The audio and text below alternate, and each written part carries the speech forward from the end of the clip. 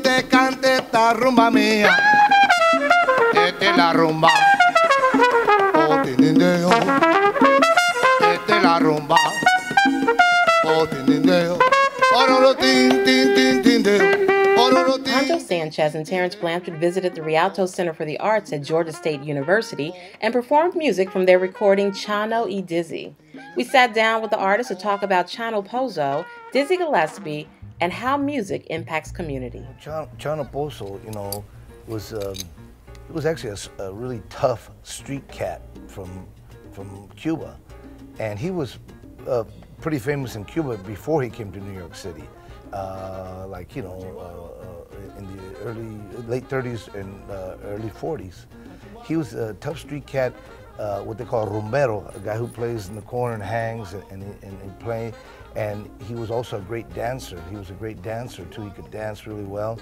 And he had a lot of ideas, and he had tunes that were popular in Cuba before he came to New York City. I think he came to New York City in like the very early 40s. And what happened is he came to New York City, and Mario Balza, who was the musical director of the Machito Orchestra, and he was also Machito's brother-in-law. He played with a lot of the jazz bands in New York, not only the Latin bands, the jazz bands, and he introduced him to Dizzy Gillespie. And so Chano, you know, I mean, I think it was just a great thing that happened because both of them were experimenting at the same time, Chano Pozo and Dizzy Gillespie. It was all new territory.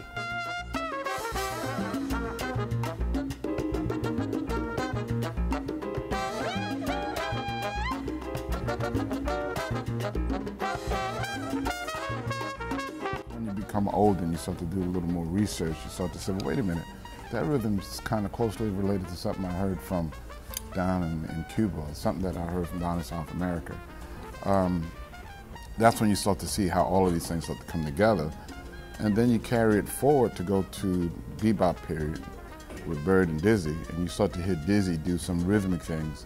And you say, well, wait a minute, oh, okay, I'm starting to piece all of this together and starting to see how these guys were not just people who were great musicians, but they were visionaries and people who really studied music from around the world. So it kind of opens up your own thinking. It starts to make you think like, you know, well, I can't be stationary. I can't be sedentary. I have to constantly move, constantly grow. When you look at New Orleans music, you look at Latin music, those are social things that are very important to those communities. You know, those are the things that bring people together. You know, whenever you hear those drums, it could be a social gathering anywhere. It doesn't have to be in a concert hall or a club.